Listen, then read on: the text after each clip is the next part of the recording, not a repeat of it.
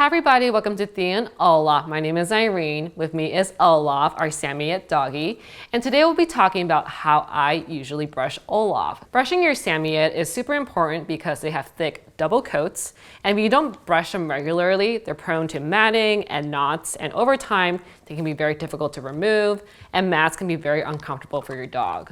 So I use 5 different brushes when it comes to brushing Olaf. I use a slicker brush, a butter comb, a dematting comb, a pin brush, and a rake. There are a few things I like to do before I even start brushing Olaf. One is I like to use the Velocity dryer to get out any loose undercoat. The other thing I like to do is to ensure that Olaf is as comfortable as possible. So I'll often have him in a down position with a chew, as you see here, or the lick mat.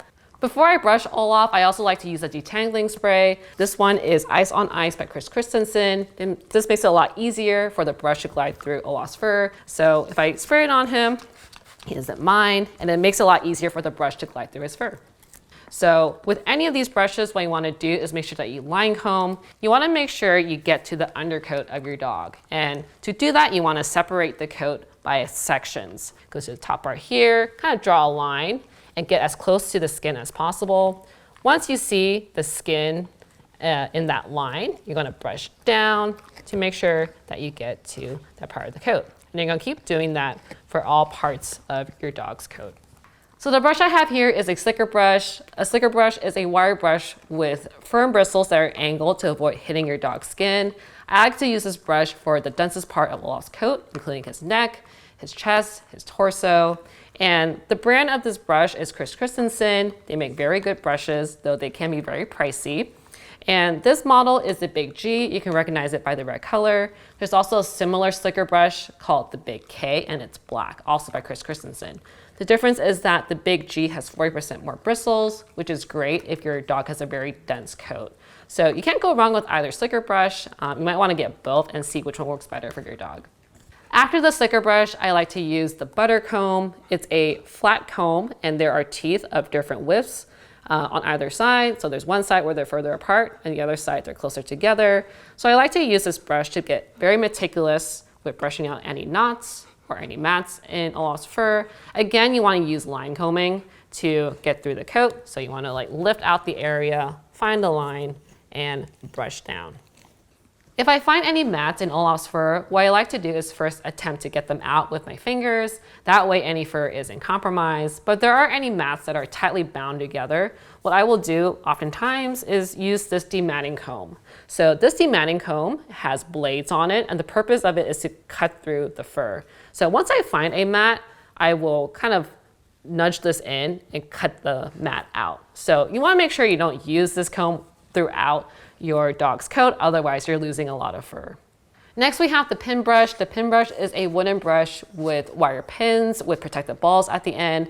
I like to use this brush for sensitive areas of Olaf's fur, so that includes Olaf's tail, his hocks, which are the lower parts of his legs, and his belly. So some people actually like to use different brushes for the dog's tail. That includes the slicker brush or the butter comb, but I prefer this brush, the pin brush, a lot more because Olaf seems to be more comfortable with it.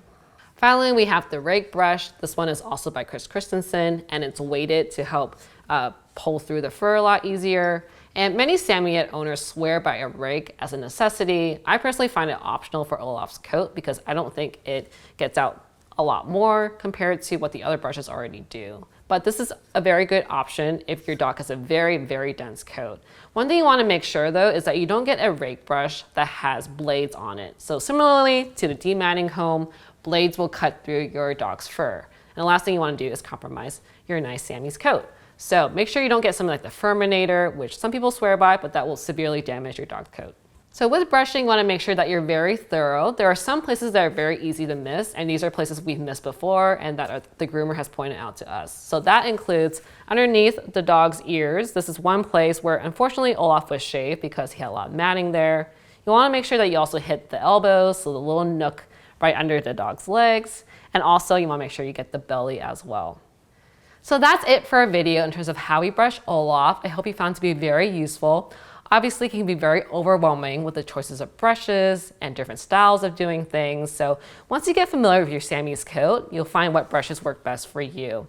Another video that I highly recommend that you check out is the grooming video from Polar Mist up in Oregon.